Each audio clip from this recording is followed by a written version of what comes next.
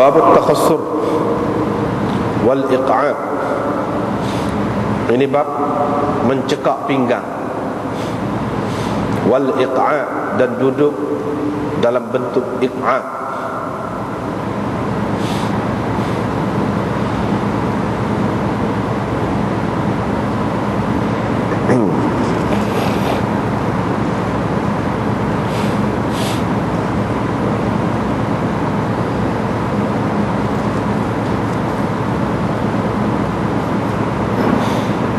Dengan sanadnya Imam Abu Dawud meriwayatkan daripada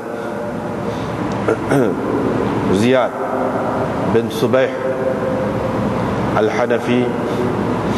Beliau berkata, saya bersembahyang dekat Ibnu Umar dengan meletakkan kedua tangan saya, kedua-dua belah tangan saya di atas kedua belah pinggang saya. Alik kanan, tak alik kanan, alik kiri, tak alik kiri. Apabila dia selesai bersembahyang, dia berkata, inilah asal dalam sembahyang. Rasulullah sallallahu alaihi wasallam melarang daripadanya. Inilah keadaan menyerupai keadaan salib dalam sembahyang. Rasulullah sallallahu alaihi wasallam melarang daripadanya. Bab tentang menangis dalam sembahyang. Dengan sanadnya Imam Abu Dawud meriwayatkan daripada Mutarrif, daripada ayahnya yakni Abdullah bin Syikhir. Beliau berkata, saya pernah melihat Rasulullah sallallahu alaihi wasallam bersembahyang dan berbunyi dalam keadaan berbunyi di dalam dadanya seperti bunyi kisaran kerana tangisan. Ini bab larangan waswasah, larangan menuruti waswasah, yakni bisikan syaitan dan bisikan hati di dalam sembahyang.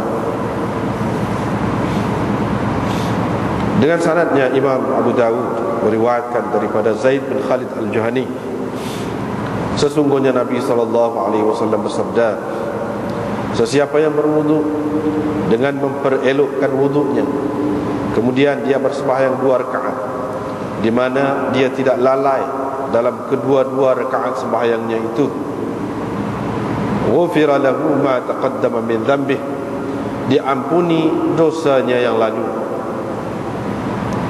diampuni untuknya dosanya yang lalu. Dengan sanadnya Imam Abu Dawud meriwayatkan daripada Uqbah bin Amir Al-Juhani bahawa Rasulullah sallallahu alaihi wasallam bersabda, tiada seorang pun yang berwudu dengan elok dan dia bersembahyang 2 rakaat dengan menghadapkan hati dan wajahnya kepada kedua rakaat sembahyangnya itu, melainkan pastilah syurga diperolehinya. Bab al-fathi 'ala al-imam fi shalah. Ini bab menegur imam di dalam sembahyang.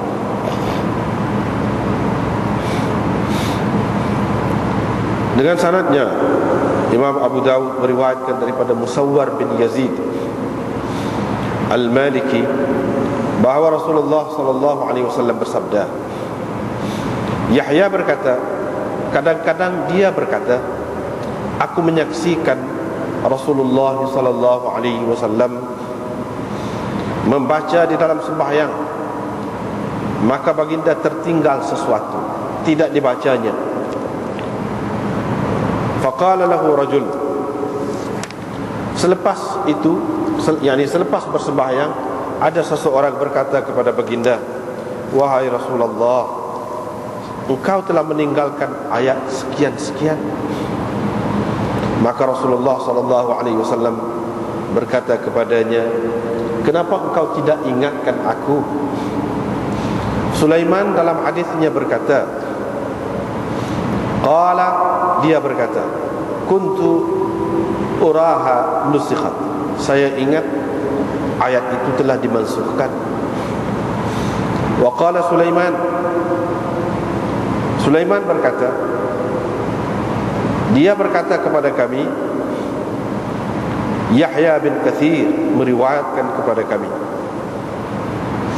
dengan sanadnya, Imam Abu Dawud meriwayatkan daripada Abdullah bin Umar bahawa Nabi SAW pernah mengerjakan satu sembahyang. Maka baginda membaca di dalam sembahyang itu, tetapi lubisa alaihi, telah berlaku kekeliruan kepada baginda, yakni dalam bacaannya. Apabila dia selesai membaca, yakni selesai bersembahyang,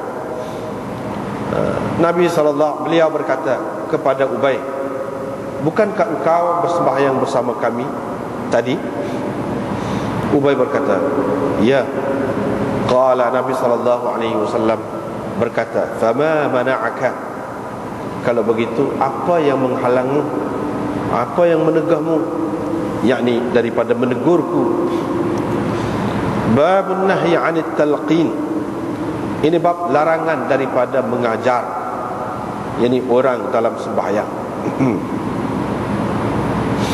Dengan sanadnya, Imam Abu Dawud meriwayatkan daripada Ali radhiyallahu anhu, beliau berkata, Rasulullah sallallahu alaihi wasallam bersabda, wahai Ali, jangan engkau tegur imam dalam sembahyang.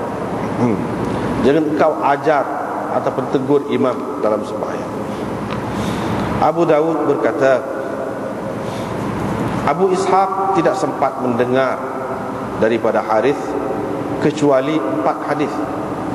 Ataupun Abu Ishaq tidak mendengar daripada Harith kecuali 4 hadis. Dan hadis ini tidak termasuk dalam 4 hadis yang dia telah mendengarnya daripada Harith.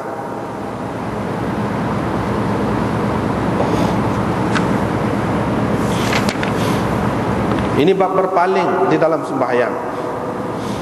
Dengan sanadnya, Imam Abu Dawud meriwayatkan daripada Abu Dzar, beliau berkata, Rasulullah SAW bersabda, Allah terus menghadap hambanya ketika dia di dalam sembahyangnya, selagi dia tidak berpaling. Apabila dia berpaling, maka berpalinglah Allah daripadanya. Dengan sanadnya, Imam Abu Dawud meriwayatkan daripada Aisyah, beliau berkata, saya telah bertanya Rasulullah SAW tentang berpalingnya seseorang di dalam sembahyangnya.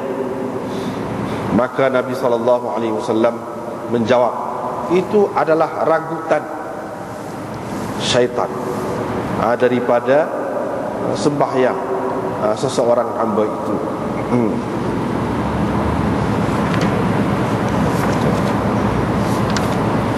Ini bab takhassur wal iq'a', yakni mencekak pinggang. Dalam sembahyang ketika berdiri itu cekak pinggang, itu maknanya tak boleh, dilarang.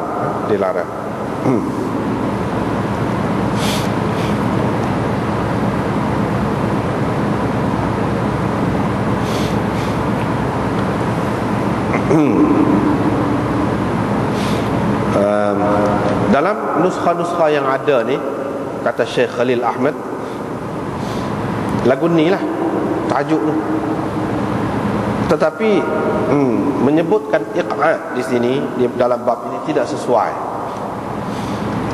Sebab apa? Sebab dalam hadis ni tak ada sebut tentang iq'a', duduk satu cara ataupun satu bentuk duduk ni iq'a'. Dulu kita sudah jumpa dah bab iq'a', sebab tak ada sebut dalam hadis di bawah tajuk ni. Dan cerita tentang iq'a' ini sudah ada dah dalam bab yang lalu. Jadi kalau nak kira sebut sini ni kurang sesuai. Tapi hak nuskha yang ada depan dia nya, lagu tu lah ada.